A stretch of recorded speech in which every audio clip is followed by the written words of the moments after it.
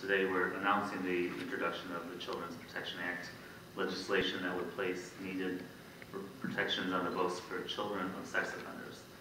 The Children's Protection Act would greatly limit the risk these children face by allowing judges to grant custody only if there is no determinable risk to the child with the input from the non-sex offending parent. While such protections may seem like common sense, under current Michigan law, the most egregious child sex offenders can still be granted custody of their own. My name is Amy Carnes. Thank you so much for having me today. I'm a mother and I'm also an educator. I've also become a voice for my daughter, trying to protect her from a system that has completely failed her. I'll start with my story. It is a story that led me to advocating for my daughter and countless Michigan children whose innocence is unnecessarily at risk because our laws do not go far enough to protect them from sexual abuse.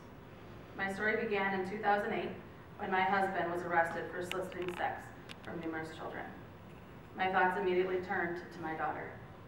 I filed for divorce and called Children's Protective Services, but was told by CPS that there was nothing they could do until or unless my daughter was one of his victims.